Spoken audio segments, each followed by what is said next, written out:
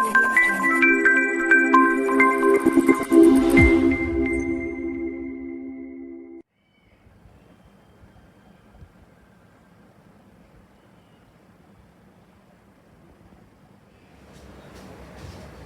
છો વિદ્યાર્થી મિત્રો, હું છું હાર્દિક પટેલ, તમારું આવિષ્કાર એકેડમીમાં સ્વાગત કરું છું. ચાલો શરૂ કરીએ આજનો લેક્ચર. આજનો લેક્ચર બહુ જ ઇમ્પોર્ટન્ટ થઈ જવાનો છે તમારા માટે. 11th ના લેવલ પરની વાત નથી કરતો, 12th માટે પણ ઇમ્પોર્ટન્ટ થઈ જવાનો છે, કારણ કે આજે જે ભણવાના છે એ છે વિધેય. વિધેય કોને કહેવામાં આવે છે બહુ જ જરૂરી છે તમારે બેઝિકથી સમજવું કે વિધેય કોને કહેવામાં આવે છે, કારણ કે વિધેયની અંદર એટલી બધી વસ્તુઓ આગળ તમારે ભણવાની છે કે તમને હદ નથી. મતલબ 15 to 16 લેક્ચર્સ તમારા 11th ની અંદર થશે. સેમ કેસમાં 15 થી 16 લેક્ચર તમારા પાછા 12th માં પણ થશે. એટલે કે કહીએ તો એક મહિનાનું આખું ચેપ્ટર થશે. ચેપ્ટરની અંદર બહુ જ બધી વેરાયટી, બહુ બધી કોમ્પ્લેક્સિટી, બધી વસ્તુ અંદર જોવા મળશે. ડિફિકલ્ટની વાત કરું તો ડિફિકલ્ટ કંઈ જ નથી. ડિફિકલ્ટ કેમ કંઈ નથી? કારણ કે અગર એક લોજિક અને એક વસ્તુ જે સ્ટેપ્સ તમે અગર એને ફોલો કરો છો તો તમે જવાબ સુધી આરામથી પહોંચી જાવ છો. એટલે ડિફિકલ્ટ ના લેવલ પર તો કંઈ જ નથી. અગર તમે મારા સાથે લાઈન ટુ લાઈન મતલબ દર લેક્ચરમાં જે વસ્તુ ભણાવવામાં આવે છે એને રોજે રોજ કરતા જશો તો જે વસ્તુ તમને મળશે, હોમવર્કમાં ક્વેશ્ચન્સ મળશે, એ પણ તમારી સોલ્વ થઈ જશે. અધરવાઇઝ તમે કોઈ બીજી બુકમાંથી ઉઠાવશો તો પણ તમને સોલ્વ થતા જોવા મળશે. પણ તમારું ધ્યાન અહીંયા બરાબર હોવું જોઈએ. હવે વિધેય શું છે? તો વિધેય એ સંબંધ જ છે. પણ કેટલોક સંબંધની અંદર અગર કેટલીક હું શરત આપી દઉં, સપોઝ કે હું છોકરો છું, બરાબર, તો છોકરામાં એવું કહી દઉં કે 18 વર્ષથી મોટો છોકરો, બરાબર, તો એક સ્પેસિફિક નામ આપી દીધું ને કે 18 વર્ષથી મોટા છોકરાઓ છે એને આપણે શું કહીએ છીએ? ટીનેજ કહીએ છીએ. કે પછી એવું કહી શકો કે અનામત માટે અનામત ક્યાં મતદાન માટે એને હક આપીએ છીએ આપણે. તો એને શું કહી શકાય કે બાળક તરીકેની બી કેટેગરી હોય છે, જે 18 વર્ષથી નાના હોય એને બાળક કહેતા હોઈએ આપણે. તો આ શું છે? સ્પેસિફિક નામ આપ્યું છે. સંબંધમાં પણ એવું જ છે કે કોઈ પર્ટિક્યુલર સંબંધમાં કે કોઈ શરતનું પાલન થતું હોય તો આપણે એને વિધેય કહીએ છીએ. હવે શરત શું છે એની વાત કરવાની છે. તો શરત એ છે કે સંબંધમાં જે પણ આપણે સંબંધ, તમને ખબર છે, એક ગણથી બીજા ગણ પર લેતા હોઈએ છીએ. વિધેય પણ એવું જ છે, એક ગણપતિ બીજા ગણ પર લેવાનું હોય છે. હવે એક ગણપતિ બીજા ગણ પર લેવાની વાત કરીએ છીએ ત્યારે શરત શું લાગશે? તો કે એમાં, એટલે કે એક ગણની અંદર જે વસ્તુઓ છે, દરેક ઘટક છે, એ દરેક ઘટકનો જવાબ b માં મળવો જરૂરી છે. એટલે કે જ્યારે હું સંબંધ શું લઉં છું, સંબંધ અગર હું r બરાબર શું લઉં છું? a થી b લઉં છું. સંબંધ હું શું લઉં છું? r a થી b લઉં છું. તો આ કેસમાં a ના તમામ ઘટકો ક્યાં હોવા જોઈએ? એમાં તમામ ઘટકો ને પ્રતિબિંબ, અનન્ય પ્રતિબિંબ મળવું જોઈએ. અનન્યનું નામ શું થશે? અનન્ય એટલે શું થશે? કોઈ કહી શકે મને? અનન્ય એટલે શું કહેવાશે? અનન્યનો મીનિંગ એક અને માત્ર એક જ. એનો કહેવાનો મતલબ કે એના તમામ ઘટકોને પ્રતિબિંબ હોવું જોઈએ. એ તો એક જરૂરી છે, એક શરત થઈ ગઈ. બીજી શરત શું છે? કે જે પ્રતિબિંબ હોય એ એક અને માત્ર એક જ હોવું જોઈએ. ઇંગ્લિશમાં એને યુનિક કહેવામાં આવતું હોય છે. એટલે કે એક અને માત્ર એક એટલે કે મતલબ મારી સાથે અગર કોઈ એક વ્યક્તિનું લગ્ન થાય છે તો સિમ્પલ વસ્તુ છે, હું બીજા કોઈ સાથે લગ્ન નહીં કરી શકું. એનો મતલબ કે દરેક વ્યક્તિ લગ્ન કરવાની છે અને દરેક વ્યક્તિને લગ્ન કરવાના છે પણ એક જ વ્યક્તિ સાથે કરવાના છે. યા તો તમે એવું વિચારી શકો કે ખુરશીને આપણી સાથે બેસવાની, મતલબ બેન્ચીસ પર બેસવાની વાત છે, તો તમે એક સાથે બે જગ્યાએ બેસી શકો કે ના બેસી શકો? નહીં બેસી શકો. બીજું, ક્લાસમાં બધા જ વિદ્યાર્થી બાળકોને બેસવું પડશે.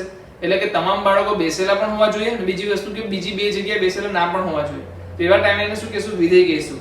હવે આની વાત કરીએ તો આની વ્યાખ્યા પહેલા લખી લઈએ આપણે. વિધેયની વ્યાખ્યા લખી દઈએ પહેલા. ચલો વિધેયની વ્યાખ્યા લખી દઈએ પહેલા. વિધેયની વ્યાખ્યા લખો. અરિક્ત ગણ a અને b માટે, અરિક્ત ગણ a અને b માટે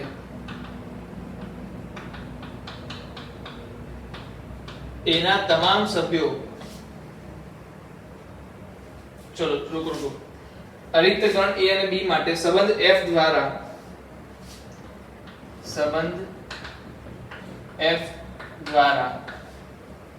ગણ a ના પ્રત્યેક ઘટકને સંગત ગણ b માં, પ્રત્યેક ઘટકને સંગત ગણ b માં અનન્ય પ્રતિબિંબ મળે, ગણ b માં અનન્ય પ્રતિબિંબ મળે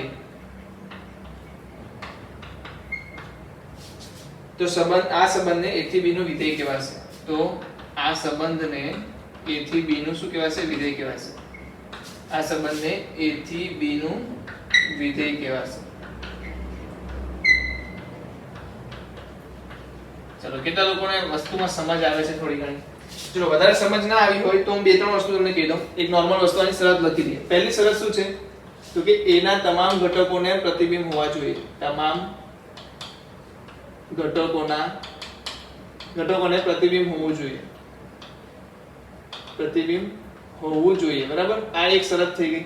બીજી શરત શું છે એની પાછળ સાથે લેવામાં, તો કે જે પ્રતિબિંબ મળે છે કેવું હોવું જોઈએ? અનન્ય પ્રતિબિંબ મળવું જોઈએ. શું હોવું જોઈએ? અનન્ય પ્રતિબિંબ હોવું જોઈએ. પ્રતિબિંબ કેવું હોવું જોઈએ? અનન્ય પ્રતિબિંબ. બરાબર છે? આપણે બધી જ વસ્તુ જોઈશું. આપણે કેટલી અલગ અલગ રીતે વિધેયને દર્શાવી શકીએ છીએ. અગર અલગ અલગ રીતે વિધેય દર્શાવ્યું છે તો એને કેવી રીતે ચેક કરીશું, દરેક વસ્તુ જોવાના છે. પણ એક સિમ્પલ ભાષામાં અગર મારે વિધેયને ડિફાઇન કરવું હોય તો વિધેય શું છે? એક જાતનું મશીન છે. શું છે? મશીન છે. સર મશીન છે મતલબ સમજ ના પડે. મશીનમાં શું હોય? આપણે મશીનમાં કંઈક ને કંઈક વસ્તુ રો મટીરીયલ તરીકે નાખીએ. રો મટીરીયલ નાખીએ કે નહીં? રો મટીરીયલ નાખવું એટલે શું? કે કંઈ પણ આપણે ઇન્ગ્રેડિયન્ટ્સ નાખતા હોય તો કંઈ ખાવાનું બને એવી રીતે રો મટીરીયલ નાખીએ. હવે આ રો મટીરીયલને આ મશીન શું કરશે? કંઈક ને કંઈક પ્રોસેસ કરશે. આ રો મટીરીયલ પર મશીન શું કરશે? કંઈક પ્રોસેસ કરશે અને શું કાઢશે બહાર? પ્રોડક્ટ કાઢશે. શું કાઢશે બહાર? પ્રોડક્ટ બહાર કાઢશે. એનો કહેવાનો મતલબ કે રો મટીરીયલ જે આપણું અંદર જાય છે એના માટે અનુરૂપને તમને શું મળશે? પ્રોડક્ટ મળશે. હવે આ રો મટીરીયલ અગર શું કહેતો આ રો મટીરીયલ અગર શેરડી છે તો શેરડીને શું કરશે? એને પીસીને શું કરશે? રસ કાઢશે. તો જરૂરી નથી કે લાકડાને બી પીસી નાખે, બરાબર? તો લાકડા માટે પાછું બીજું મશીન હશે. સમજાય છે? તો એવું જરૂરી નથી કે લાકડા આ મશીનમાં જઈ શકે, ના પણ જઈ શકે. ઓકે? તો એ વસ્તુ છે કે ભાઈ દરેક વ્યક્તિ જરૂરી નથી કે બધી જ વસ્તુનો તમને મશીનમાં જવાબ મળે. એટલે કે અમુક વસ્તુ જે પણ હોઈ શકે, શેરડી હોઈ શકે, યા પછી મોસંબીનો રસ બનાવતા તો મોસંબી હોઈ શકે, તો એની મોસંબીનું ફ્રૂટ નાખશું તો ત્યાંથી શું નીકળશે? મોસંબીનો જ્યુસ નીકળશે. સિમ્પલ. અગર એ કેળા નાખશું તો ત્યાં કેળાનો જ્યુસ નીકળશે. જે પણ નાખશું એ રીતે નીકળશે. કહેવાનો મતલબ અહીંયા જે આપણે નાખી શકીએ છીએ, અહીંયા આપણે શું કહી શકીએ છીએ? ઇનપુટ આપી શકીએ છીએ. આને શું લખશું? ઇનપુટ. આ શું છે? ઇનપુટ થાય છે. અહીંયાથી શું થાય છે? આઉટપુટ આવે છે. બરાબર? અગર તમે સમજી શકો છો, અગર હું અહીંયાથી જેટલા બી ઇનપુટ આપી શકું છું એના ગણને હું શું કહીશ? પ્રદેશ. પ્રદેશ એટલે શું? પ્રદેશ એટલે શું? કે જેનો મને અહીંયા જવાબ મળી શકે છે. જેનો મને જવાબ મળી શકે છે. અને જે જવાબ મળશે એટલે કે આઉટપુટ આવશે એનો જે ગણ આવશે એ શું આવશે? વિસ્તાર. સમજાય છે? પણ આ ડીપમાં આપણે આગળ જવાનું નથી. આમાં આપણે સિમ્પલ વસ્તુ સમજવાની છે કે ભાઈ કોઈ બી એક x આવશે, જેમ કે અહીંયાથી x એન્ટર થયો. જેવો x આવ્યો એટલે કે એના પર શું થશે? વિધેયનું કામ થશે. વિધેયનું કામ થવું એટલે શું વસ્તુ? કે y બરાબર 2x હોઈ શકે, 2x² + 1 હોઈ શકે. તો એ પ્રમાણે તમને કિંમતો મળશે. અને કિંમતો કોની મળશે? તો કે y ની કિંમતો મળશે. તો કે x અંદર ગયો, એના પર વિધેયનું કામ થયું અને પાછળથી y બહાર નીકળ્યો. બરાબર છે? તો આ વિધેયની બેઝિક વાત છે કે જે વિધેયમાં શું છે? તો બે શરતોનું પાલન થતું હોય છે. એક તો a થી b વિધેયની વાત કરો તો એના તમામ ઘટકોને પ્રતિબિંબ હોવું જોઈએ. બીજું પ્રતિબિંબ કેવું હોવું જોઈએ? અનન્ય હોવું જોઈએ. બરાબર છે? શરત. વિધેય માટેની શરત. ચલો પહેલા આટલું લખી લો જલ્દીથી. સૌથી પહેલા આને લખી લો. વિધેય માટેની શરત. ચલો કેટલા લોકો લખાઈ ગયું છે? આપણે આગળ વધીએ. વિડિયો પોઝ કરીને લખવું. ઓકે? તમને એવું લાગતું હશે કે મેં તો તમને સમય જ ના આપ્યો, તો તમારે વિડિયો બેક કરવો, એને સ્ક્રીનશોટ કે વાતો પછી તમારે પોઝ કરીને લખી લેવું, પછી તમારે વિડિયો પ્લે કરવો. બરાબર છે? એટલે લખવાની સ્પીડ બધાની શું હોય? અલગ અલગ હોય. તો આપણે બધાને સરખો સમય તો આપી નહીં શકીએ. તો આ બેસ્ટ મેથડ છે રેકોર્ડ લેક્ચરનો કે તમે વિડિયો પોઝ કરી શકો છો. ઓકે? હવે તમે એક વસ્તુ કરી લો. ચલો કેટલા લોકોને ખબર છે કે પ્રતિબિંબ અને પૂર્વ પ્રતિબિંબ એ તો ખબર છે ને દરેક જણને? શું કહેવાય છે? આને શું કહેવાતા હોય છે? પ્રતિબિંબ. આને શું કહીએ છીએ આપણે? પૂર્વ પ્રતિબિંબ. ઇંગ્લિશમાં પણ લખી દઈએ, આપણે લખી લીધું. આને કહીશું pre image. Pre image of B. અને આને બીજું કહીશું argument of B. Argument of B પણ કહેવાશે. આને શું કહેવાશે? પ્રતિબિંબને શું કહેવાશે? તો image of A. Image of A. યા તો પછી તમે કહેશો વેલ્યુ ઓફ ફંક્શન. ફંક્શન એટલે શું? તો કે વિધેય. બરાબર છે? Function at A. મતલબ A આગળ ફંક્શનની વેલ્યુ કેટલી હશે? તો કે B જેટલી. બરાબર છે? ક્રમયુક્ત જોડ પરથી તમે આટલું નક્કી કરી શકો. ચાલો આગળ જઈએ. શરત આપણે લખી લીધી છે. આગળ જઈએ તો ત્રણ રીતોથી દર્શાવી શકાય. વિધેયને આપણે કઈ રીતે દર્શાવી શકીએ? જે રીતે સંબંધને આપણે દર્શાવતા હતા એ રીતે વિધેયને પણ દર્શાવી શકાય. તો પહેલી જે મેથડ છે એ છે બેઝિક મેથડ. બેઝિક રીત. બેઝિક રીતમાં શું હશે? તો કે વિધેય તમને આ રીતે દર્શાવ્યું હશે. f આપેલો હશે. f એટલે શું છે? વિધેયનું નામ. જે સ્મોલ લેટરમાં લખાવતું હોય છે, શેમાં દર્શાવતું હોય છે? વિધેયનું નામ સ્મોલ લેટરમાં. ક્યાંથી ક્યાં એટલે કે A થી B. આ શું છે? પ્રદેશ. આ શું છે? કોને કહી શકે? ચલો એને પછી આપણે વાત કરશું, અત્યારે વાત નથી કરવી. તો ગણ A ના તમામ ઘટકો શેમાં હોવા જોઈએ? ગણ B માં હોવા જોઈએ. જ્યાં એટલે કે હવે શું આપેલી છે? તો એક શરત આપેલી છે. શરત એટલે તો એનું વ્યાખ્યા આપેલી છે. તો વ્યાખ્યા શું આપેલી હોઈ શકે? કોઈ પણ આપેલી હોઈ શકે છે. 2x 3 આપેલું હોય તો જે f(x) છે એને શું કહેવામાં આવતું હોય છે? અને y પણ કહેવામાં આવતું હોય છે. f(x) ને શું કહેવામાં આવે છે? y પણ કહેવામાં આવતું હોય છે. એટલે કે જોવા જઈએ તો 2x 3 એ શું છે? એક પ્રોસેસ છે. અગર હું x ની કોઈ કિંમત મૂકીશ તો x ની કિંમત મૂકતા તમને y ની કોઈ કિંમત મળશે. સમજ પડે છે? x ની કિંમત મૂકતા તમને શેની કિંમત મળશે? y ની કિંમત મળશે. એટલે કે x ની કિંમત મૂકો છો તો x ને કેવો ચલ કહેવાય? તો કે નિરપેક્ષ ચલ કહેવાય. કેવો ચલ કહેવાય? નિરપેક્ષ ચલ કહેવાય. જ્યારે y ને શું કહેવાશે? સાપેક્ષ ચલ. હવે આને ઇંગ્લિશમાં કહીએ તો એબ્સોલ્યુટ વેરિયેબલ. બરાબર છે? આને કહીશું તો રિલેટિવ વેરિયેબલ. મતલબ કે x ની કિંમત બદલાશે એમ કોણ બદલાશે? y બદલાશે. બરાબર છે? y ની કિંમત બદલાવાથી x નથી બદલાતો. x ની તો એક અલગ જ યુનિક કિંમત છે, અલગ પોતાની. તો x ની કિંમત બદલતા તમને y ની કિંમત મળશે. બરાબર? તો x ક્યાંથી આવશે? a માંથી. b y ક્યાંથી આવશે? b માંથી. તો કે x જે છે x belongs to શું હોવું જોઈએ? a હોવું જોઈએ. y belongs to શું હોવું જોઈએ? b હોવું જોઈએ. ઓકે. બીજી એક શરત છે every x belongs to a. every x belongs to a f of x sorry every x belongs to x x of y belongs to f. मतलब કે દરેક x માટે એમાં આવતા દરેક ઘટક માટે તમારે xy belongs to f હોવું જરૂરી છે. પહેલી શરત કે દરેક જણને શું હોવું જોઈએ? ઇમેજ હોવી જરૂરી છે.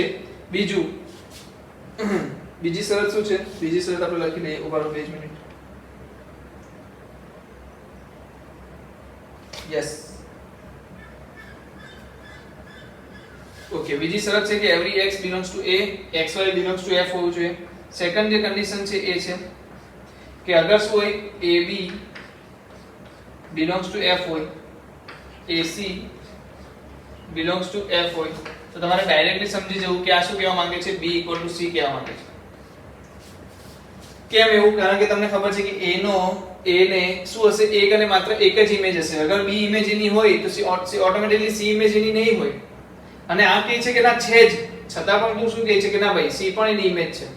એની શું ઇમેજ થઈ ગઈ? અહીંયા b ઇમેજ થઈ ગઈ. અહીંયા એની શું ઇમેજ થઈ ગઈ? c ઇમેજ થઈ ગઈ. પણ આપણા માટે સંબંધ વિધેય શું કહે છે કે કોઈ પણ ગણ એટલે કે કોઈ પણ ઘટકની કેટલી ઇમેજ હોય? એક જ ઇમેજ હોય. તો અહીંયા b આવી ગઈ તો c કેવી રીતે આવી શકે?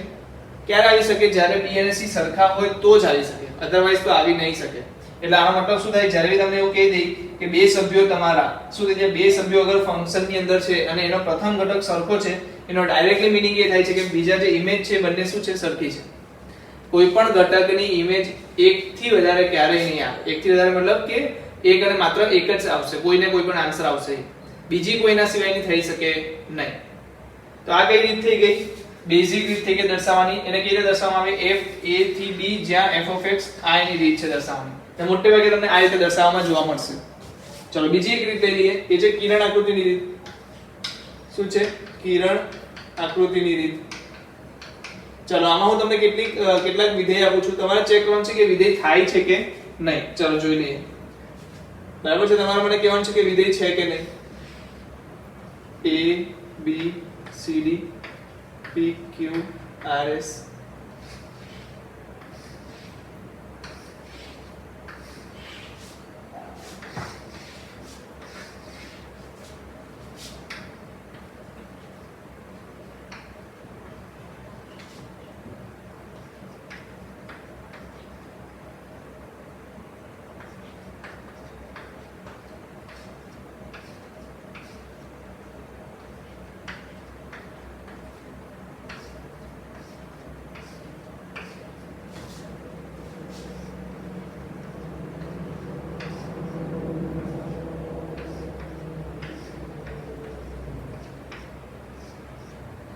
બરાબર છે? મને આમાંથી કહી દો કેટલા વિધેય છે અને કેટલા વિધેય નથી.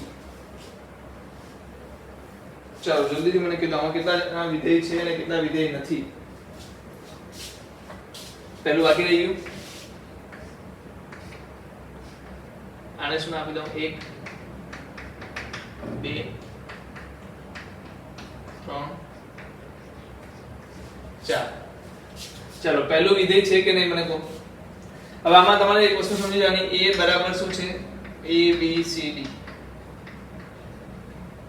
એ બધી જરૂર નથી આપણે દેખીતી વસ્તુ ખબર છે ને બીજું અહીંયા શું દર્શાવે છે કે રીતના આને a કીધું અને b કીધું તો વિધેય કેવી રીતના હોય આ રીતે f હોય આ તો ખ્યાલ છે ને આપણે કાલે સંબંધમાં દર્શાવ્યું હતું એ રીતે દર્શાવાશે સેમ સંબંધ તમને એક વસ્તુ સમજમાં આવે છે ને કે વિધેય શું છે સંબંધ છે એટલે કે એક વસ્તુ આ હેડલાઈન લખી દો દરેક સંબંધ વિધેય છે દરેક સોરી ઉલટું થઈ ગયું દરેક વિધેય સંબંધ છે દરેક વિધેય સંબંધ છે કારણ કે વિધેય શું છે સંબંધનો એક સ્પેસિફિક પાર્ટ છે તો વિધેય શું હશે સંબંધ તો છે પરંતુ ઉલટું સત્ય ના પણ હોય ઉલટું સત્ય ના પણ હોય એટલે કે દરેક વિધેય દરેક સંબંધ વિધેય હોય એવું જરૂરી નથી ના પણ હોય સત્ય ના પણ હોય એટલે કે દરેક વિધેય જે છે એ સંબંધ તો છે એમાં કોઈ ડાઉટ નથી પણ જરૂર નથી કે દરેક સંબંધ વિધેય હોઈ શકે તો અહીંયા શું છે મેં ચાર સંબંધ લીધા છે હવે તમારે કહેવાનું છે કે આ સંબંધ વિધેય છે કે નહીં ઓકે ચલો સૌથી પહેલા મને કહી દો a b c d જે આપેલા છે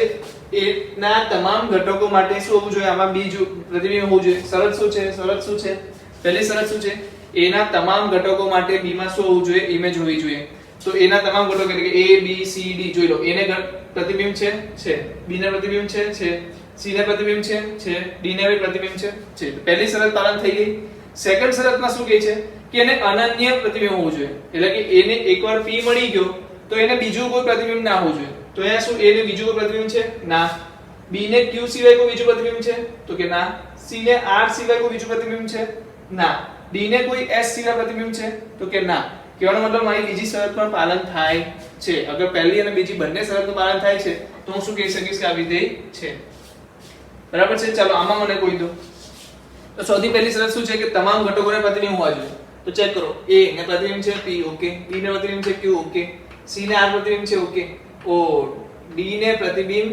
નથી એટલે કે શું છે આને શું લખી શકાય d belongs to a but ચલો આવું લખવાની જરૂર નથી તમે તમારી દેશી ભાષામાં લખી દેજો કોઈ એવું લખવાની જરૂર નથી બટ તમને ખબર પડશે પહેલી શરતનું પાલન નથી થતું અહીંયા શું લખો શરત 1 નું પાલન થતું નથી શરત 1 નું પાલન થતું નથી બરાબર તમને ખ્યાલ આવી જશે કે ભાઈ કઈ શરતની વાત થાય છે તો બીજા કેસમાં તમે શું લખશો શરત 1 નું પાલન થતું નથી કેમ કારણ કે d માટે કોઈ પણ આપણને પ્રતિબિંબ આપ્યું નથી તો આ વિધેય થશે નહીં થાય આ વિધેય નહીં થાય ચલો અહીંયા આવી જાઓ હવે શું કહે છે કે ભાઈ a b c d તમામ ઘટકોને પ્રતિબિંબ હોવા જોઈએ ચેક કરો જલ્દીથી a ને પ્રતિબિંબ છે p છે b ને પ્રતિબિંબ છે q છે c ને પ્રતિબિંબ છે r છે d ને પ્રતિબિંબ છે r ઓકે છે હવે પહેલી શરત પાલન થઈ ગઈ બીજી શરત શું કહે છે કે a ને p સિવાય કોઈ બીજો પ્રતિબિંબ છે આમાં તો કે ના શું b ને q સિવાય કોઈ બીજો પ્રતિબિંબ છે તો કે ના c ને r સિવાય કોઈ બીજો પ્રતિબિંબ છે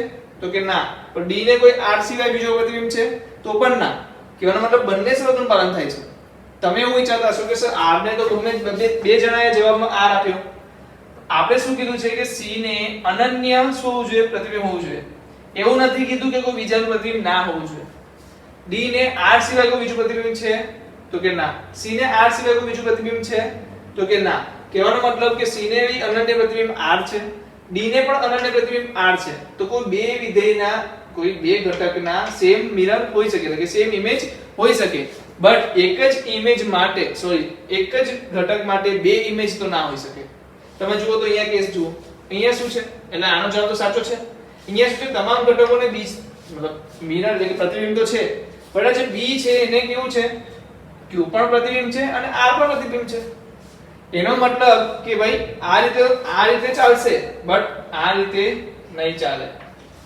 કેવું ચાલશે ગ્રેટર ધેન ચાલશે પણ લેસ ધેન નહીં ચાલે ગ્રેટર ધેન ચાલશે પણ લેસ ધેન નહીં ચાલે એનો કહેવાનો મતલબ કે ભાઈ b ને બે પ્રતિબિંબ ના હોઈ શકે કેમ કારણ કે આપણે શું લખ્યું છે શરતમાં અનન્ય પ્રતિબિંબ હોવું જોઈએ અગર તમને આ ભાષામાં સમજ નથી પડતી એક દેશી ભાષા સમજાવો તમે એવું વિચારો કે અગર મારું વિધેય જે છે ક્યાં જાય છે a થી b જાય છે મારું વિધેય ક્યાં જાય છે a થી b જાય છે તો મને એક વાત કહી દો અગર આને હું કહી દઉં બાળકોનો ગણ છે શું છે બાળકોનો ગણ છે શું છે બાળકોનો ગણ છે જ્યારે આ શું છે માતા પિતાનો ગણ છે શું છે માતા પિતાનો ગણ છે સમજાયું કે નહીં સમજાયું હું શું કહું છું કે અગર વાત કરીએ, ચલો આ એક કામ કરો, પહેલા તો આ લખી લો, સૌથી પહેલા આ લખી લો,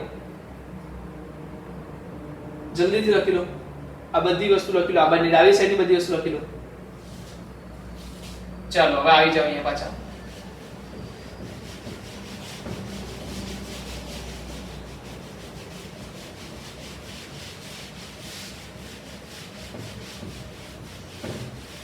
ચલો અહીંયા આવી જાવ.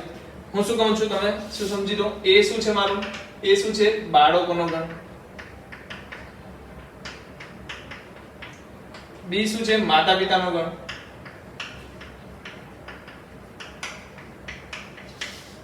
ઓકે, હવે તમારે શું કરવાનું છે? ક્યારે સત્ય બને છે ક્યારે ખોટું બને છે ચેક કરો. ચાલો જલ્દીથી. એ ના માતા પિતા પી છે. કોઈ જ્યારે બી તમને એવું લાગે કે આ વસ્તુ સાંભળવામાં બરાબર નથી લાગતી, મતલબ જ્યારે બી તમને લાગે આ વસ્તુ શક્ય નથી, પોસિબલ નથી, તો એ સમયે તમે કહી દેજો કે શક્ય નથી. બરાબર? તમારે હંમેશા શું કરવાનું છે? એ ને શું લઈ લેવાનું છે? બાળકોનો ગણ. બી ને શું લઈ લેવાનું છે? માતા પિતાનો ગણ. અને જ્યારે તમને હું કઈ વાત કરું છું તમને સાંભળવામાં શું લાગે? ઓકવર્ડ ફીલ કરે કે ના આવું તો ના હોય, તો ત્યારે વિધેય નહીં કહેતા.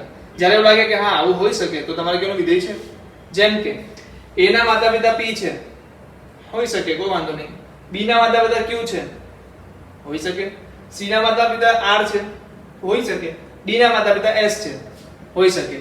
હવે મને કોઈ એક પણ જણ એવો રહ્યો જેના માતા પિતા નથી? ના, એવું બી નથી. તો બરાબર છે, શું વાંધો છે? વિધેય છે.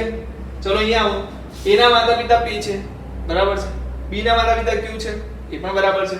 સી ના માતા પિતા આર છે, એ પણ બરાબર છે. પણ ડી ના માતા પિતા કોઈ નથી. અરે ભાઈ, કોઈ માતા પિતા જ ના હોય તો કોઈ બાળક આવી શકે? બરાબર છે. અનાથ હશે તો પણ એના માતા પિતા તો હશે ને. કહેવાનો મતલબ કે આ સેન્ટેન્સમાં કે ભૂલ છે કે ડી ના માતા પિતા નથી. ના, આવું તો હોય નહીં. ડી ના માતા પિતા તો હોય જ, મતલબ કે આ વિધેય નથી. કેમ? કારણ કે કંઈક ને કંઈક પ્રોબ્લેમ છે ભાઈ. સમજાય છે વાતને? ચલો અહીંયા મને કહો. એ ના માતા પિતા પી છે, બી ના માતા પિતા ક્યુ છે, સી ના માતા પિતા આર છે અને ડી ના માતા પિતા બી આર છે. આવું પોસિબલ છે? પોસિબલ છે ને? કેમ? કારણ કે સી અને ડી ભાઈ બહેન બી હોઈ શકે. અરે, કોઈ માતા પિતાને બે પુત્રો ના હોઈ શકે? હોઈ શકે ને. તો અગર સી ના માતા પિતા આર છે તો કેમ ડી ના માતા પિતા આર ના હોઈ શકે? હોઈ શકે. હોઈ શકે કે ના હોઈ શકે? હોઈ શકે ને. તો સી અને આર શું? સી અને ડી શું કહી દેશે એકબીજાના ભાઈ બહેન, યા તો ભાઈ ભાઈ યા તો બેન બેન. સમજો છો? કોઈ પણ જે જેન્ડર તમે જે લો તે પ્રમાણે પણ એ એકબીજાને શું કહી જશે? કઝિન. જેવી કઝિન તો નહીં કહેવાય, પણ ભાઈ બહેન કે ભાઈ ભાઈ કે ભાઈ બહેન, ત્રણ વસ્તુ થઈ શકે. તો અહીંયા શું જોવા મળે છે કે કોઈ બે બાળકના એક માતા પિતા હોઈ શકે, કોઈ વાંધો નથી એમાં. એટલે આ વિધેય છે, આમાં મને કોઈ ડાઉટ નથી. બટ અહીંયા શું થાય છે? એ ના માતા પિતા પી છે, કોઈ વાંધો નહીં. બી ના માતા પિતા ક્યુ પણ છે, બી ના માતા પિતા આર પણ છે. કોઈ યાર તમે સાંભળ્યું જાવ કોઈ દિવસ કે મારા બે પપ્પા છે, મારા બે મમ્મી છે? નહીં ને. મતલબ આ ખોટી વસ્તુ છે. કોઈ એક વ્યક્તિના બે માતા પિતા હોઈ શકે? ના હોઈ શકે. તો કહેવાનો મતલબ આને શું કહી દઈશું? વિધેય નથી. આટલી દેશી ભાષામાં કે આટલી સિમ્પલ ભાષામાં તમને વિધેય કોઈ નહીં શીખવાઈ શકે. શું કરવાનું છે? બાળકોનો ગણ, આ બાજુ માતા પિતાનો ગણ. કિરણ આકૃતિ જ્યારે બી આવે ત્યારે આ રીતના ચેક કરી લો. સિમ્પલ ભાષા.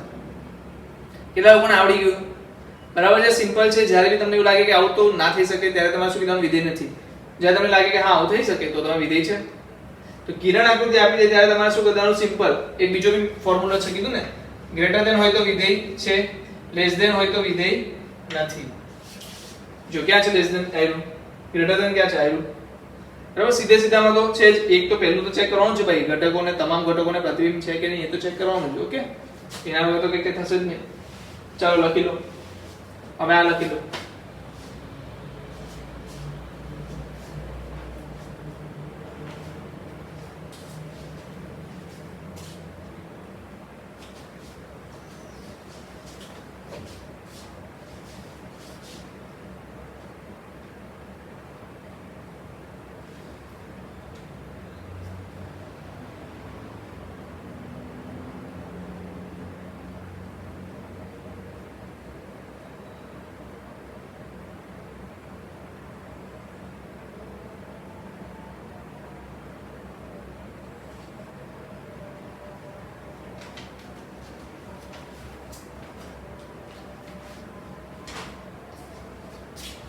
ચાલો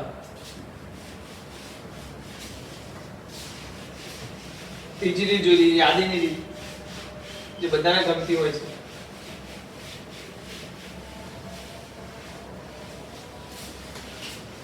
કઈ રીત છે?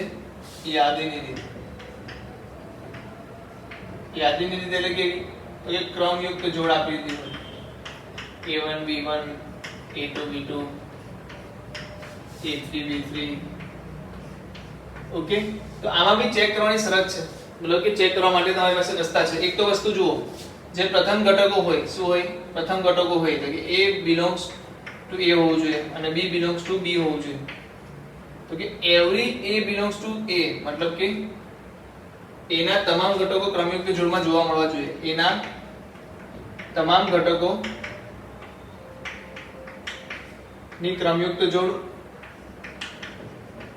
જોડ હોવી જોઈએ. એટલે તમારી પાસે A અગર આપી દો હોય, શું આપી દો? વિધેય તમને ક્યાં આપેલું હોય? F જે છે એ ક્યાંથી આપેલું હોય? A થી B આપેલું હોય. F તમને ક્યાંથી આપેલું હોય? A થી B આપેલું હોય. તો A ના તમામ ઘટકો ચેક કરો કે ભાઈ તમામ ઘટકોને આમાં ક્રમયુક્ત જોડ છે કે નહીં. એના માટે બહુ ઈઝી મેથડ શું છે? સૌથી ઈઝી મેથડ શું છે કે number of A is equal to શું થશે? Number of F. કેમ આવું થશે? આ બહુ જ અગત્યની વસ્તુ છે. Number of A is equal to શું થશે? Number of F. A શું છે? પ્રદેશ. હમણાં પ્રદેશ તમે ધ્યાન આપો, ખાલી લખી દો પ્રદેશ. કેમ એ પછી હું તમને કહીશ. હમણાં ખાલી પ્રદેશ લખી દો. તો નંબર ઓફ A શું છે? પ્રદેશ. એટલે કે નંબર ઓફ A ની અંદર જેટલા બી સભ્યો હશે એને કેટલી ઇમેજ હશે મને કીધું. ચાલો, કેટલી ઇમેજ હશે? બધાને ફરજિયાત એક જ હોવી જોઈએ. એનાથી વધારે તો થઈ શકે નહીં. એનાથી ઓછી પણ ના ચાલે. 1 અને 1 મતલબ કે અગર 10 જણને હું લઉં છું તો 10 એ 10 માટે કેટલી ઇમેજ હશે? એક ઇમેજ. તો કેટલા ક્રમયુક્ત જોડ બનશે? 10. તો અગર A ની અંદર જેટલા સભ્યો છે એટલા સભ્યો કોની અંદર હશે? વિધેયની અંદર હશે. તો અગર તમને કોઈ ગણ આપી દેવામાં આવે, પહેલાથી ગણ આપી દેવામાં આવે A, તો તમારે શું ચેક કરવાનું છે? A ની અંદર કેટલા સભ્યો છે? જેમ કે 5 છે તો તમારે પહેલા સભ્યો ગણ લેવાના. 1 2 3 4 5. ઓકે, તો આ શરતમાંથી તમે પાસ થઈ જશો. તો પહેલી શરત તમે પાલન કરી લીધી કે જે પણ સભ્યો હોય અંદરના એ સભ્યો ચેક કરી લેવા A માં છે કે નહીં. જે પ્રતિબિંબ છે બધા, જે પ્રતિબિંબ છે એ પણ ચેક કરી લેવું કે B માં છે કે નહીં. એટલું ચેક થઈ જાય પછી તમારે જોવાનું કે એના તમામ ઘટકો આવી ગયા કે નહીં. યા તો તમે બીજું શું ચેક કરી શકો? સેકન્ડ શું ચેક કરી શકો કે ભાઈ બે જગ્યાએ ના દેખાઈ જાય. કોઈ એક ઘટક A નો કોઈ એક ઘટક બે ક્રમયુક્ત જોડ ના ધરાવતો હોય. બે કે તેથી વધુ ક્રમયુક્ત જોડ ના ધરાવતો હોય. ચાલો આપણે આ જે વસ્તુ લખી છે ને એપ્લાય કરશું તો વધારે સમજમાં આવશે. શું થશે? એપ્લાય કરશું તો વધારે સમજમાં આવશે. એક ઉદાહરણ લઈ લઈએ, બરાબર? ચલો એક ઉદાહરણ લઉં છું. તમારે મને કહેવાનું છે કે એમાંથી કયા વિધેય છે અને કયા વિધેય નથી. એની અંદર મને a b ની કિંમત પણ આપી નથી. એટલે a ગણ શું છે, b ગણ છે એ પણ નથી આપ્યું. ફક્ત મને જવાબ આપી દીધો છે. તો મને કીધું કે કયો આવશે.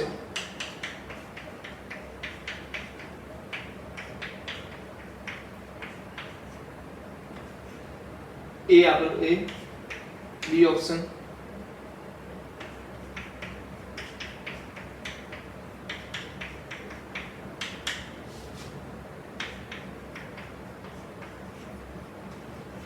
C ઓપ્શન,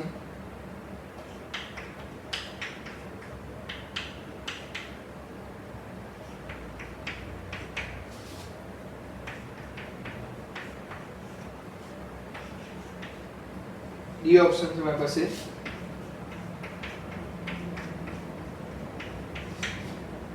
તો ઓકે, મારી પાસે શું છે, ચાર ઓપ્શન આવી ગયા છે. તમારે મને ચાર ઓપ્શન જોઈને એ કહેવાનું છે, ચારેય ઓપ્શન જોઈને મારે એ કહેવાનું છે કે કયું વિધેય છે આમાંથી અને કયું વિધેય નથી. શરત આપણે અહીંયા લખેલી છે. તો યાદીની રીતે અગર મને આપી દે તો હું ચેક કરી શકું છું કે વિધેય છે કે નહીં. ચલો પહેલો ઓપ્શન તો ચેક નહીં કરી શકું કારણ કે મને a ને b આપેલા નથી. એટલે પહેલા શરત માટે મારે કઈ લેવા દેવા નથી. બીજું છે એના માટે બી કઈ લેવા દેવા નથી કારણ કે તમામ ઘટકોની ક્રમયુક્ત જોડ હોવી જોઈએ. આપણે તો એ નથી ખબર તો તમામ ઘટકો ચેક કરવાના નથી. એટલે પહેલા બે ને બાદ કરશું એને આપણે ચેક કરશું નહીં. ત્રીજી શરતથી આપણે ચેક કરશું કે કોણ વિધેય છે અને નથી. ત્રીજી શરતમાં શું છે, કોઈ એક ઘટકને બે ક્રમયુક્ત જોડ ના ધરાવતો હોવો જોઈએ. એનો મતલબ કે ભાઈ બે ને અગર એક ઇમેજ મળી ગઈ તો એ બીજી ઇમેજ નહીં મળે. તો અહીંયા 2 1 મળે છે ને અહીંયા 2 2 મળે છે. તો બે ને તો બે ઇમેજ મળી ગઈ. ઇમેજ મળી એટલે પ્રતિબિંબ. સમજો છો ને ઇંગ્લિશમાં? ઓકે. તો બે ને કેટલા પ્રતિબિંબ થઈ ગયા? 2 1 અને 2. એમ જોઈએ તો 3 4 પણ છે. પણ અહીંયાથી શું થશે, શરત પાલન થતું નથી એટલે વિધેય નથી. તો કોઈ પણ એક ઘટકને એક જ પ્રતિબિંબ મળેલું હોવું જોઈએ. એક થી વધારે આવશે તો ડાયરેક્ટલી શું થઈ જશે, વિધેય નથી. ચાલો આમાં શું છે, 1 ને 4 છે, ઓકે. 2 ને 5 છે, ઓકે. 1 ને 6 છે, પણ અહીંયા તો શું કીધું હતું 1 ને 4 છે. અહીંયા શું કીધું 1 ને 6 છે. કે આનો એટલે આ પણ વિધેય નથી, કારણ કે એક ઘટક 1 માટે બે અલગ અલગ પ્રતિબિંબ મળી ગયા. ચલો અહીંયા આપો 1 1 ના માતા પિતા 2 છે, 3 ના માતા પિતા 3 છે, 2 ના માતા પિતા બી 3 છે, તો 3 ને બી ભાઈ બહેન હોઈ શકે. ઓકે, પણ 1 ના માતા પિતા 4 બી છે, એટલે 1 ના માતા પિતા 2 હતા, 4 કેવી થઈ ગયા? બરાબર છે. તો આપણને શું થશે? ખોટું થશે. ચલો 1 ના માતા પિતા 2 છે, કોઈ ઇશ્યુ નહીં. 2 ના માતા પિતા બી 2 છે, કોઈ ઇશ્યુ નહીં, બે ભાઈ બહેન હશે. 3 ના માતા પિતા બી 2 છે, તો કઈ 3 છોકરાઓ હશે. ઓહો, 4 ના માતા પિતા બી 2 છે, મતલબ કે 2 ને કેટલા માતા પિતા છે? સોરી, 2 માતા પિતા અને કેટલા પુત્રો છે? 4 પુત્રો હોઈ શકે, કોઈ વાંધો નહીં. તો આ વિધેય છે. જો 1 ને પ્રતિબિંબ કયું છે? 2. 2 નું પ્રતિબિંબ શું છે? 2. 3 નું પ્રતિબિંબ બી શું છે? 2. 4 નું પ્રતિબિંબ 2 છે, પણ 1 2 3 4 ને 2 સિવાય કોઈ બીજું પ્રતિબિંબ નથી. ઓકે, તો આને વિધેય કહીશું, બાકીનાને વિધેય નહીં કહીએ. તો જે ચેક કરવાનું છે, પ્રતિબિંબ એક કરતા વધારે એટલે બે ક્રમયુક્ત જોડ ના ધરાવતો હોવો જોઈએ. એનો કોઈ પણ, એનો એટલે કે પૂર્વ પ્રતિબિંબ બરાબર છે, એક જ જગ્યાએ દેખાવો જોઈએ. બીજી વાર રિપીટ થશે એટલે સમજી જવાનું કે એને બે ક્રમયુક્ત જોડ છે. ઓટોમેટિકલી તમારો આન્સર વિધેય નથી એવું થઈ જશે. ચાલો લખી લો જલ્દીથી, ઉદાહરણ પણ લખી લો ને આ યાદની રીતનું પણ લખી લો.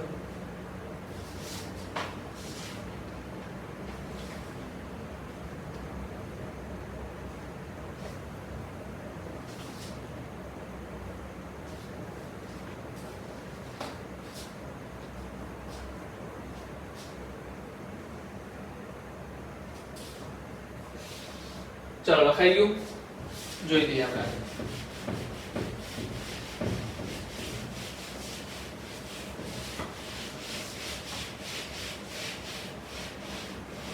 તમને 2 દિવસથી કંઈક ને કંઈક હોમવર્ક મળતું હશે. આઈ હોપ કે તમે એનો કરતા પણ હશો.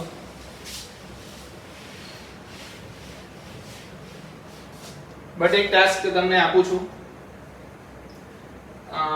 શું ટાસ્ક આપું બોલો? સન્ડે તમારી એક્ઝામ હોય છે મોર્નિંગમાં. ઓકે, તો અગર તમે વચ્ચે કંઈક એક દિવસ લગનમાં જતા રહો, એક દિવસ તમારે કંઈક બીજો પ્રોગ્રામ આવી જાય કે બર્થડે આવી જાય, તમે એન્જોય કરવામાં લાગી જાઓ ને હોમવર્ક ના કરો, તો કેવી રીતે રાખવું છે? ડેઈલીનું ડેઈલી હોમવર્ક ચેક કરવું છે કે પછી આપણે એવું રાખીએ કે દર સોમવારે તમે મને એકવાર હોમવર્ક બતાવી દો?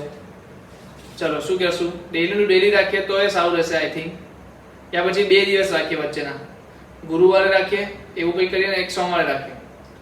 બરાબર છે?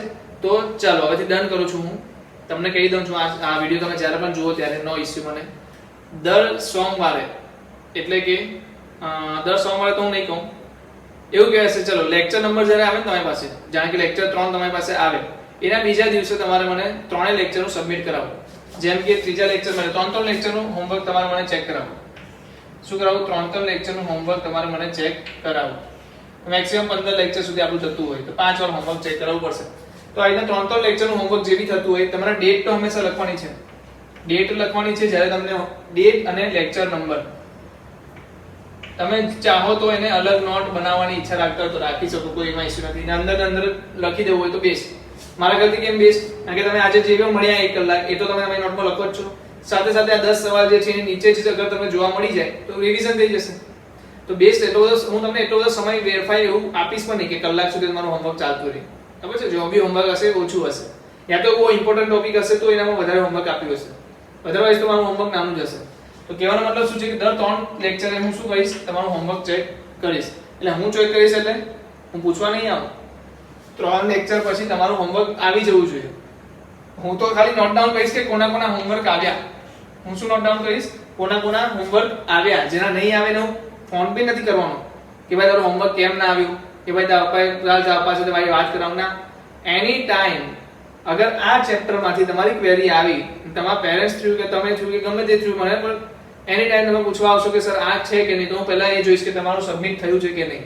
જે પણ ટોપિક હશે હું પહેલા એ કહીશ કે પહેલા સબમિટ કરાયું છે. કારણ કે તમે જ્યારે ટાઈમ ટુ ટાઈમ હોમવર્ક નહીં કરતા હોય તો સીધી વસ્તુ છે કે ચેપ્ટર કમ્પ્લીટ થયા પછી તમને ઘણા બધા ડાઉટ્સ રહેવાના જ છે. બરાબર? તો એ વખતે ડાઉટ સોલ્વ કરવાની પ્રાયોરિટી હું તમને પહેલા નહીં આપું. પહેલા પ્રાયોરિટી કોને મળશે? જે સ્ટુડન્ટ્સ પહેલેથી રેગ્યુલર લેક્ચર હોમવર્ક એટેમ્પ્ટ કરે છે એના માટે પહેલા પ્રાયોરિટી મળશે. સમજાય છે? ધમકી નથી આપતો. ઓકે, બટ હોમવર્ક કરવાનું રીઝન આપું છું કે હોમવર્ક કરવાનું રીઝન શું છે કે તમે ડેઈલીનું ડેઈલી કામ કરતા રહેશો તો તમને આવડશે, બીજું કંઈ નહીં. તો મને દર 3 લેક્ચર તમારે શું કરવાનું છે? સબમિટ કરવાનું છે. ઓકે, ચલો ને બહુ ટૂંક સમયમાં મને લાગે છે ત્યાં સુધી આપણી શરૂઆત પણ થઈ જશે ક્લાસીસની. કોરોનાની બી અસર થોડી થોડી આપણે એક્સપેક્ટ કરીએ કે ઓછી થાય, જે વરસાદ આવ્યો એ પ્રમાણે તો મારા થઈ જવી જોઈએ. હવે જે વાત કરવાનું છે વિધેયનો પ્રદેશ. એમ તો આપણે સંબંધમાં જોયું છે, તો આમાં વધારે ચર્ચા તો નહીં કરીએ. વિધેયનો પ્રદેશ, બરાબર છે. પ્રદેશની ખરેખર વ્યાખ્યા શું છે? તો કે અગર કોઈ ગણ આપણને એ ગણ માટે મારે કોઈ વિધેય બનાવવું હોય, કોઈ ગણ એ માટે મારે વિધેય બનાવવું હોય, તો એના તમામ સભ્યો, અને વ્યાખ્યા લખું તો એના તમામ સભ્યો જ્યાં વિધેય f શું હોય? વ્યાખ્યાયિત થાય. શું થાય? વ્યાખ્યાયિત થાય. વ્યાખ્યાયિત થવું એટલે તો બે ચાર એક્ઝામ્પલ તમારી સામે મૂકું. ચલો, જેમ કે મારી પાસે એક્ઝામ્પલ છે, ફંક્શન છે મારું n થી r. હવે કેટલા લોકોને ખબર છે n એટલે શું? પ્રાકૃતિક સંખ્યાનો ગણ. કેટલા લોકોને ખબર છે કે n એટલે શું? પ્રાકૃતિક સંખ્યાનો ગણ. અને r એટલે શું? તો કે વાસ્તવિક સંખ્યાનો ગણ. શું થશે? વાસ્તવિક સંખ્યાનો ગણ થશે. બરાબર છે. તો n થી r વિધેય આપ્યું છે ને, જ્યાં એની શરત શું આપી છે? શરત એટલે કે એની વ્યાખ્યા જ કહેવાશે. આને શું કહેવાશે? એની વ્યાખ્યા. વર્ગમૂળમાં 2 - x. વર્ગમૂળમાં 2 - x. તો અગર હું આ વાત કરીશ કે f n થી r છે, જ્યાં ફંક્શન મારું વિધેય જે આપ્યું છે વર્ગમૂળમાં 2 - x છે, તો તદ્દન વસ્તુ ખોટી થઈ ગઈ. કેમ ખોટી થઈ ગઈ? કારણ કે n માં એટલા અઢળક સભ્યો એવા પડ્યા છે જેના માટે તમને પ્રતિબિંબ મળશે જ નહીં. જોઈએ કેવી રીતે. તો અગર n માંથી હું કઈ કઈ કિંમતો લઈશ? n માં કઈ કઈ કિંમતો આવે? 1 આવે, 2 આવે, 3 આવે, 4 આવે અને અનંત સુધી આવે. તો હું પહેલા શું લઈ લઉં? f(1) લઈ લઉં. f(1) એટલે શું કહેવાય? તો કે 1 ની કિંમત x ની જગ્યાએ શું મૂકવાનું આપણે? x ની જગ્યાએ મેં શું મૂક્યું? 1. એટલે કે x ની જગ્યાએ 1 મૂકો એટલે આની અંદર પણ શું કરવાનું? x ની જગ્યાએ 1 મૂકવાનું. તો આનો જવાબ શું મળશે? વર્ગમૂળમાં 1. ને હંમેશા યાદ રાખજો, એક વસ્તુ હંમેશા યાદ રાખજો કે વર્ગમૂળ એ શું છે? ધન સંખ્યા છે. આપણે આગળની વાત કરી છે, વર્ગમૂળ શું છે? હંમેશા યાદ રાખજો, ધન સંખ્યા છે. તો વર્ગમૂળ 1 જવાબ મળશે, એનો મતલબ કે 1 મળશે. f(2) શું મળશે? તો કે x ની જગ્યાએ 2 મૂકી દો એટલે 2 - 2 બરાબર વર્ગમૂળમાં 0. તો શું જવાબ મળશે? 0. f(3) શું મળશે? ચલો જલ્દી બોલો. તો વર્ગમૂળમાં 2 - 3 મૂકીશ તો જવાબ તો શું મળશે? વર્ગમૂળમાં -1. જે શું નથી? વાસ્તવિક નથી. તમને ખબર છે આની સંખ્યા મળે, પણ વાસ્તવિક સંખ્યા તો નથી ને. વાસ્તવિક સંખ્યા નથી. અગર આ વાસ્તવિક સંખ્યા નથી તો તમે કેવી રીતે કહી શકો કે r માં હશે? બરાબર, r ગણ શું? તો વાસ્તવિક સંખ્યાનો ગણ હતો. એનો મતલબ શું છે કે તમને જે પ્રાકૃતિક સંખ્યાનો ગણ આપ્યો છે એમાં ફક્ત 1 અને 2 એવી બે જ કિંમત એવી છે જે તમને જવાબ આપી શકે. 4 મૂકો તો શું હશે? વર્ગમૂળ -2 આવશે, -3 આવશે, -4 આવશે, એટલે માઈનસમાં વધતું જશે. તો કહેવાનો મતલબ આનો જવાબ તમને ક્યાં મળશે? ફક્ત f(1) આગળ અને f(2) આગળ. તો આનો પ્રદેશ શું કહેવાશે? પ્રદેશ શું કહેવાશે? પ્રદેશ n નહીં કહેવાય. n નહીં કહેવાય. પ્રદેશ શું કહેવાશે? n માઈનસ પણ ક્યાં? શું કહેવાશે? ફક્ત 1 અને 2. શું કહેવાશે? 1 અને 2. કારણ કે 1 અને 2 માટે જ કિંમત મળે છે, બીજા માટે કિંમત મળતી જ નથી. તમને ખબર હશે કે ભાઈ જે પણ અહીંયા લઈ લઈએ આપણે, એને જેને a માનીએ, જેને શું માનીએ આપણે? a. એના તમામ ઘટકો માટે આપણે આમાં શું મળવું જોઈએ? પ્રતિબિંબ મળવું જોઈએ. એનો મતલબ જ્યારે n થી r હતું ત્યારે આ વિધેય હતું કે નહીં? તો કે નહોતું. કેમ? કારણ કે n માં એટલી બધી કિંમતો એવી હતી જેનામાં મને એનું પ્રતિબિંબ નહોતું મળતું. બટ હવે હું એમ લખું કે n ની જગ્યાએ શું લખી દઉં? 1 2 કરી દઉં. શું કરી દઉં? 1 અને 2. એનો મતલબ કે અહીંયા જે પણ ગણ આપ્યો છે એના તમામ સભ્યો એટલે કે 1 અને 2 માટે તમને r માં શું છે? ઇમેજ મળેલી છે કે નહીં? ઇમેજ મળી છે કે નહીં? ઇમેજ એટલે કે પ્રતિબિંબ મળ્યું છે કે નહીં? મળ્યું છે. અગર હું એવું કહું કે આના તમામ સભ્યો માટે r માં પ્રતિબિંબ મળ્યું છે, તો એનો મતલબ કે કેવું પ્રતિબિંબ મળ્યું છે? તો કે જેવું બંનેનું અલગ અલગ, સિરિયસલી નોટ અલગ અલગ, પણ 1 માટે જવાબ શું મળ્યો? 1 અને 2 માટે જવાબ શું મળ્યો? 0. શું 1 માટે જવાબ 2 મળ્યા અલગ અલગ? એ ફક્ત એક જ જવાબ મળ્યો. ફક્ત એક જવાબ મળ્યો. 2 માટે પણ જવાબ કેટલો મળ્યો? એક જ મળ્યો. બંને માટે અનન્ય જવાબ મળે છે. એનો મતલબ કે 1 2 માટે r f(x) √2 - x તમારું શું છે? વિધેય છે. એટલે કે વિધેયને વ્યાખ્યાયિત કરવા માટે તમારો પ્રદેશ શું હોવો જોઈએ? તો કે 1 2 હોવો જોઈએ. શું હોવો જોઈએ? 1 2 હોવો જોઈએ. તો પ્રદેશ શું થશે આમાં? 1 2. કોઈ મને સહપ્રદેશ કહી શકે? ચાલો આપણે લખાવીએ તો સહપ્રદેશ કોને કહી શકું? ચાલો, સહપ્રદેશ એટલે કે મારી જે પ્રતિબિંબ છે એ ક્યાં હોઈ શકે અને કેવી હોઈ શકે? તો તમારું પ્રતિબિંબ કેવું હોઈ શકે? તો કે r માં હોઈ શકે. એટલે કે તમારે આંખ મીચીને જ્યારે મને આવું આપી દે, a થી b, c થી d યા a થી f આપી દે, શું આપી દે? આ રીતે મને આપી દે તો તમારે આંખ મીચીને b d f ને શું કહી દેવાનું? સહપ્રદેશ કહી દેવાનું. સિમ્પલ ભાષામાં જ્યાં મારું પ્રતિબિંબ જાય છે એ જ મારું શું છે? સહપ્રદેશ. જે ગણમાં મારા પ્રતિબિંબ હોઈ શકે એને શું કહી શકું હું? પ્રતિબિંબ સપ્રદેશ. આને શું કહેવાય? શક્ય પ્રતિબિંબનો ગણ. આપણે લખાયું છે આગળ શક્ય પ્રતિબિંબોનો ગણ. તો આ આગળ આવી રીતે લખવામાં આવ્યું છે F12 થી R. તો R ને શું કહેવાય છે? સપ્રદેશ. અને વિસ્તાર કોને કહેવાશે? તો આને સિમ્પલ ભાષામાં કહીએ તો પ્રતિબિંબોનો ગણ. પ્રતિબિંબોનો ગણ. પ્રતિબિંબોનો ગણ એટલે અહીંયા શું આવશે? તો અહીંયા પ્રતિબિંબ શું આવે છે? 1 મૂકવાથી જવાબ શું આવ્યો? જે જવાબ આવે એ પ્રતિબિંબ. જવાબ શું આવ્યો? 1.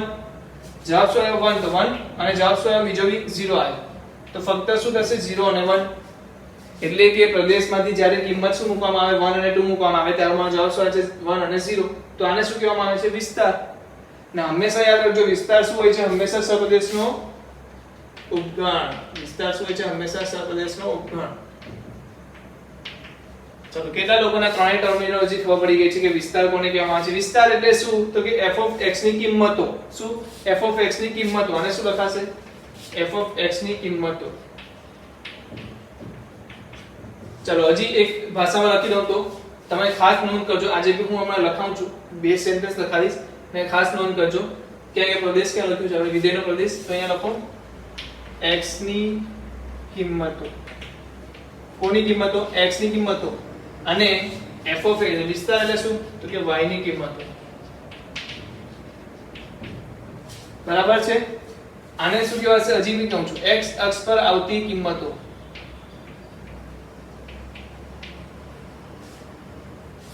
ને આમાં શું કહેવાશે? y અક્ષ પર દેખાતી કિંમતો.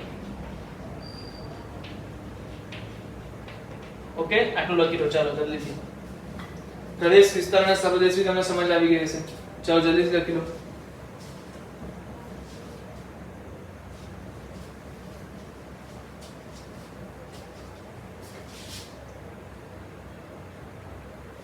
चलो આગળ વધીએ. વિડિયો પોઝ કરીને લખી લઉં.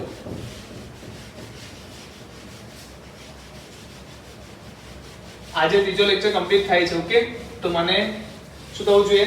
કાલ સુધીમાં, એટલે કે આ લેક્ચર અપલોડ થશે ત્યારે સવારે તમને જોવા મળે છે એપ્લિકેશનમાં. તો મને બીજા દિવસે, હા એ દિવસે સાંજે મને જોઈએ આવશે 3 ના. હા, જે દિવસે તમને લેક્ચર મળે એ દિવસે રાત સુધીમાં તમારે મને આને મોકલવાના છે. રાત્રે હું બધું નોટ ડાઉન કરી લઈશ 12 વાગ્યા સુધીમાં.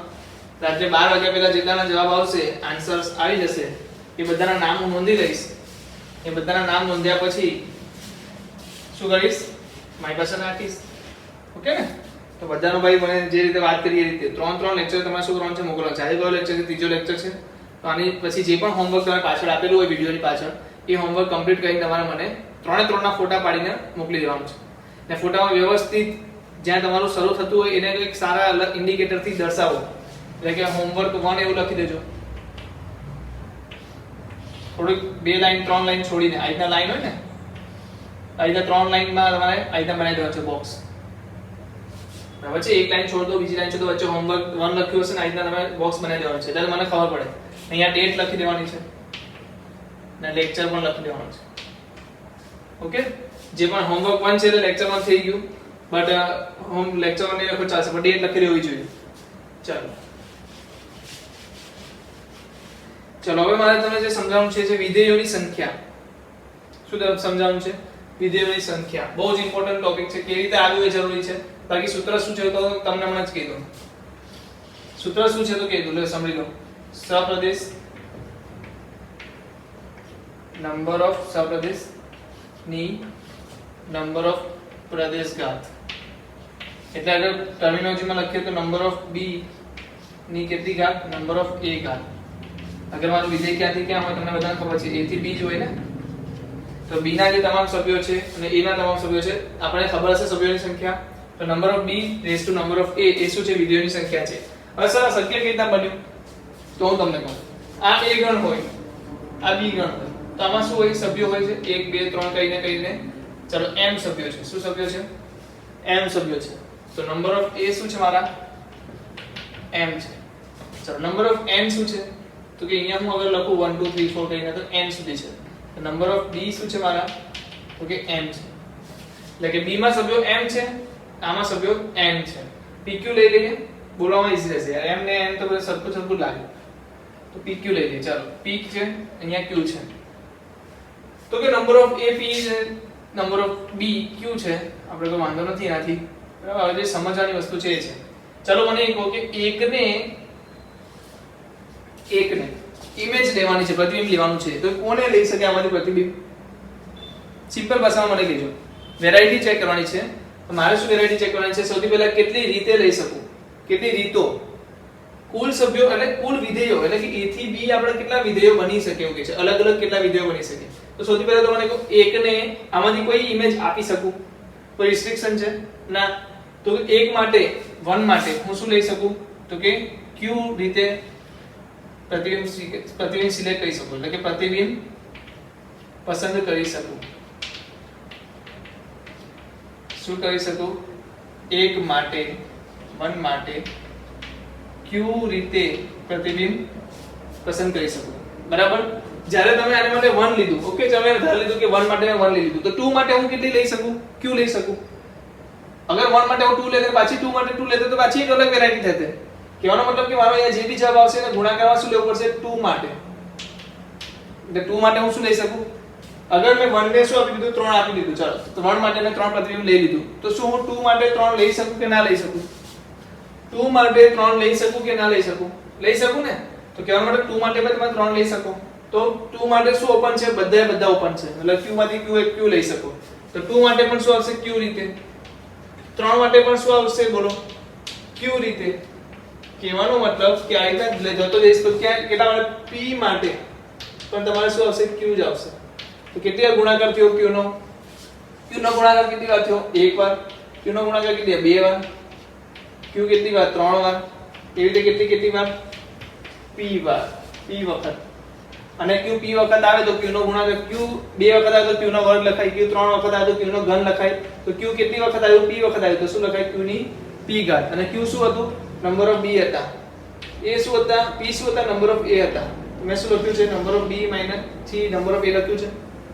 અગર હું આને ઉલટાઈ દઉં, શું લખાઈ દઉં? f b થી a લખી દઉં, તો જવાબ શું આવશે મને કહો? અગર આને ઉલટાઈ દઉં તો જવાબ શું આવશે? તમને બધાને ખબર છે, નંબર ઓફ a ની નંબર ઓફ b ઘાત. એટલે હંમેશા યાદ શું રાખવાનું કે પાછળની ઉપર સપ્રદેશની ઉપર પ્રદેશની ઘાત. શું યાદ રાખો? સપ્રદેશની ઉપર પ્રદેશની ઘાત. ચાલો તો આ શું થઈ ગયું? વિધેયોની સંખ્યા થઈ ગઈ. કહેવાનો મતલબ 1 માટે હું q ધારી શકું, b માટે પણ 2 માટે પણ q લઈ શકું, 3 માટે પણ q લઈ શકું, 4 માટે પણ q લઈ શકું. તો કેટલી વેરાયટી મળી શકે? q ગુણ્યા q ગુણ્યા q ગુણ્યા q ગુણ્યા કેટલી વખત? p વખત. એટલે q રેઝ ટુ p. બરાબર. ચાલો લઈ લો, લખી લો.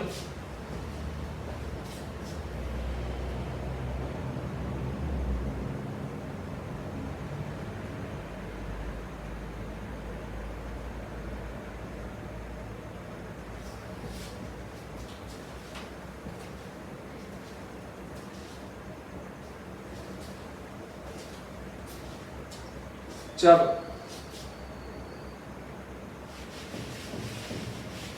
હવે જે રીત છે અગત્યની રીત છે, આલેખની રીતે વિધેય છે કે નહીં ચેક કરો. વિધેય છે કે નહીં આલેખની રીત, એવો હેડિંગ આપી દો. વિધેય છે કે નહીં આલેખની રીત. શું કરી દીધો? વિધેય છે કે નહીં આલેખની રીત.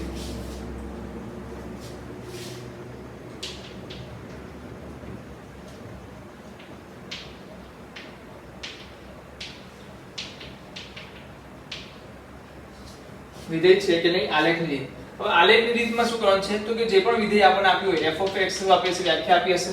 અહીંયા વ્યાખ્યા શું આપી છે? ચલો મારી પાસે છે x2 + 2 x2 + 2 અને મારી પાસે વિધેય શું છે? r થી r.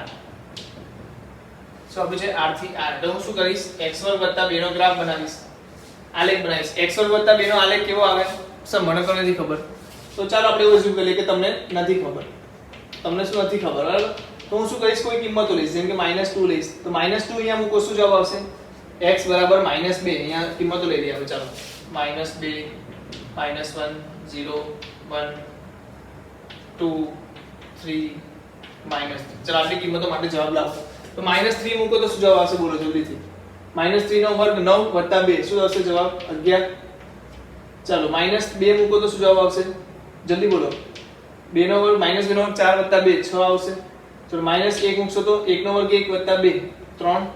ચલો 0 મૂકો તો 2, 1 મૂકો તો 3, 2 મૂકો તો 6 અને 3 મૂકો તો 11. મતલબ તમને જવાબ મળી ગયો છે. મળી ગયો. શું જવાબ મળ્યો? સૌથી પહેલા 0 પર 2 આવે છે તો અહીંયા 1 અહીંયા 2 હું થોડું નાનું નાનું કરી દઉં છું આને અહીંયા 1 છે અહીંયા 2 છે અહીંયા 3 છે 4 5 6 7 8 9 10 અને 11 કારણ કે આપણે 11 જોઈએ છે સિમ્પલ ભાષામાં તો અગર 1 માટે 2 છે ને અહીંયા 2 ક્યાં 2 છે 0 માટે 2 છે -1 માટે શું છે 3 છે તો હું 3 ને -1 લઈ લઉં ચલો અહીંયા બી 3 છે તો 1 માટે પણ 3 છે તો આ બિંદુ લઉં છું તો આ બધા શું કરું છું આ બધા બિંદુને યામને શું કરું છું આમાં દર્શાવું છું 0 2 આવી ગયું -1 3 આવી ગયું 1 3 આવી ગયું -2 6 તો -2 6 એટલે અહીંયાથી અહીંયા આ રહ્યું 2 6 એટલે કે અહીંયા ચલો આગળ શું છે -3 11 -3 11 ક્યાં છે અહીંયા કશે છે 3 11 ક્યાં છે તો અહીંયા કશે છે તો આ રીતે તમે પોઈન્ટ્સ લઈ શકો અને આ પોઈન્ટ્સ પછી શું કરો હલકા હાથે જોડી દો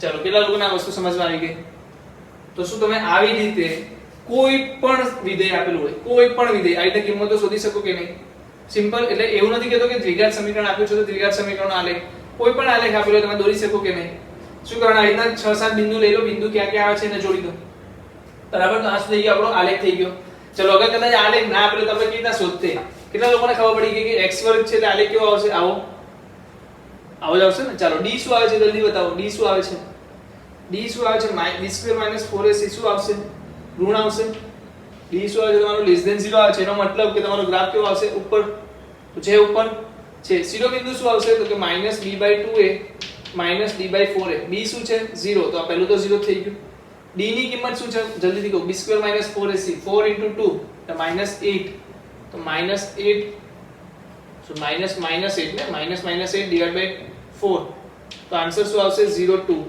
તો જો લો શિરોબિંદુ ક્યાં આવી ગયું 0 2 આગળ આવ્યો 0 2 બિંદુ તો છે 0 2 બિંદુ એટલે કે આ રીતે ગ્રાફ આવશે ને આ જે બિંદુ આવશે શું આવશે 0 2 તો છે કે નહીં તો આ રીતે પણ આપણને ખ્યાલ હશે ને કે દ્વિઘાત સમીકરણો ભણ્યા છીએ તો કેવી રીતે સોલ્વ કરવું બરાબર તો આપણે યાદ હોવું જોઈએ કે ગ્રાફ દોરાય કેવી રીતના છે હવે આ ગ્રાફ દોરી દીધો ગ્રાફ દોર્યા પછી એક વાદળ બનાવી દઉં છું તમને યાદ રહે એટલા માટે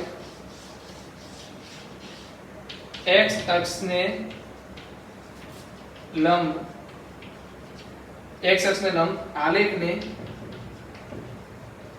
ફક્ત એક બિંદુમાં છેદવો જોઈએ ફક્ત એક બિંદુમાં છેદવો જોઈએ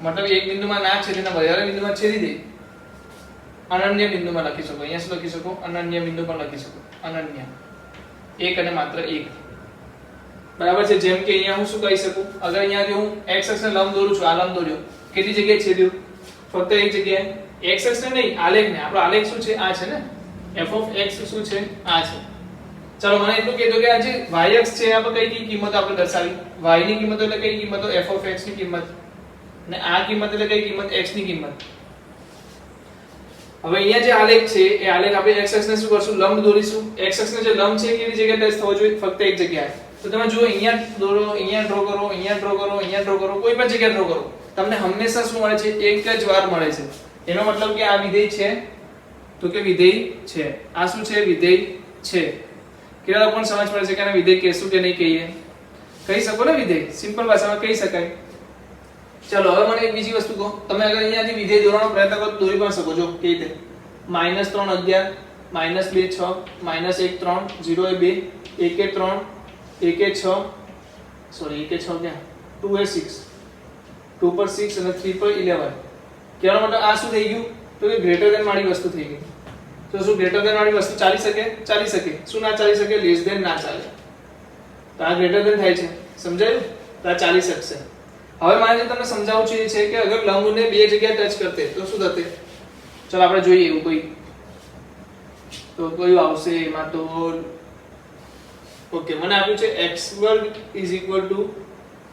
x વર્ગ નહીં y વર્ગ x આપ્યો છે કેટલા લોકોનો ગ્રાફ બનાવી શકશે y વર્ગ બરાબર x આપ્યો છે y વર્ગ બરાબર x આપ્યો છે તો હું શું કરીશ સિમ્પલ ભાષામાં જે રીતે આપણે x પર કિંમત મૂકી દીધી આપણે હું શેના પર મૂકું કિંમત y પર મૂકું તો y બરાબર હું શું લઈ લઈશ 0 લઈ લઈશ y બરાબર હું શું લઈ લઈશ 1 લઈ લઈશ y બરાબર હું શું લઈ લઈશ -1 લઈશ y બરાબર 2 y બરાબર -2 પાંચ જ કિંમત લઉં છું 0 આગળ શું જવાબ મળશે મને કહો x પર y ની કિંમત 0 મૂકું તો x2 મળશે 0 એટલે એક બિંદુ તો આ મળી ગયું અગર હું y ની કિંમત 1 મૂકું y ની કિંમત 1 મૂકું તો x ની કિંમત શું મળશે? 1 નો વર્ગ 1 એટલે કે અહીંયા મળશે કશે 1. અગર -1 મૂકતે તો બી જવાબ શું મળતે? 1 જ મળતે. એટલે કે આ બિંદુ આને શું કહેવાય? 1 1. આને શું કહેવાય? -1 -1. બરાબર છે. y ની કિંમત મૂકું છું. y ની કિંમત તો કઈ મૂકવાની? 2. y ની કિંમત 2 મૂકો તો x શું મળશે? 4. તો y ની કિંમત 2 મૂકીશ તો x શું મળશે? 4. એટલે કે અહીંયા કશે મળશે. અને y ની કિંમત -2 મૂકીશ તો પણ જવાબ શું મળશે? 4. તો અહીંયા આવશે.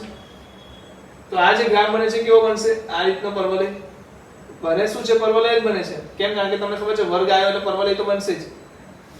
બટ બને કઈ દિશામાં છે? જમણી બાજુની દિશામાં. હવે હું અહીંયા શું કરું? ફક્ત x અક્ષને લંબ દોરું. શું કરું? x અક્ષને લંબ દોરું. તો કેટલા પર જગ્યા ટચ કર્યું? બે જગ્યાએ. એનો મતલબ કે આ વિધેય નથી. શું નથી? વિધેય નથી. કેમ વિધેય નથી? પાછું મને એકવાર કહી દો કોઈ. કેમ વિધેય નથી? કારણ કે આમાં શું થાય છે? બે જગ્યા ટચ કરે છે એટલે વિધેય નથી.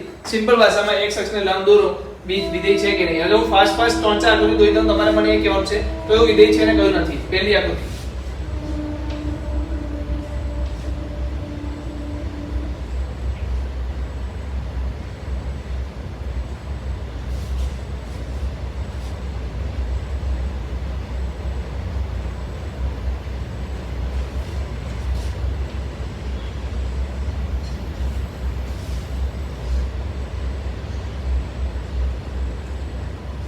ચાલો જલ્દીથી મને કહેજો આમાંથી કયા કયા વિધેય છે અને કયા કયા વિધેય નથી. ચાલો જલ્દીથી.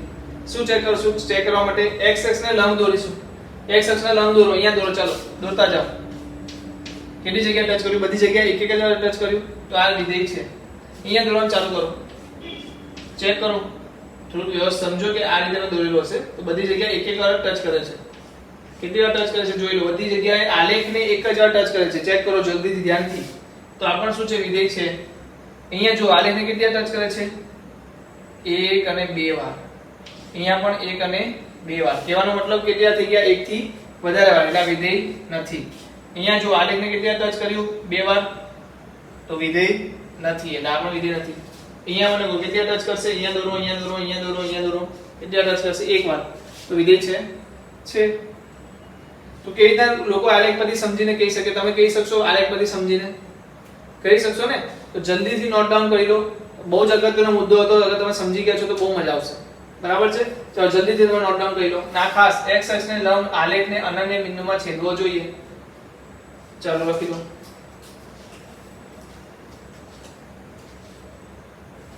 ચલો ફરી એક વખત મળીશું નેક્સ્ટ લેક્ચરમાં. ત્યાં સુધી વિરામ લઈએ. મેં કીધું એ રીતે હોમવર્ક થર્ડ લેક્ચર છે એટલે હોમવર્ક કમ્પ્લીટ કરીને તમારે ફોટો મને મોકલવાના છે. જો હું સિમ્પલ ભાષામાં કોઈને કહેવા જવાનો નથી કે ભાઈ તમે મને મોકલો, જેના મારી પાસે આવશે એનું હું નોટ ડાઉન રાખીશ કે આ વ્યક્તિનું મારું એ દિવસે, એટલે કે મને ખબર છે ને લેક્ચરથી તમારું ક્યારે અપલોડ થાય છે એપ્લિકેશનમાં, કારણ કે રોજ રોજ તમને શેડ્યુલ મળે છે તો મને ખબર છે તમારું લેક્ચરથી તમને ક્યારે મળે છે.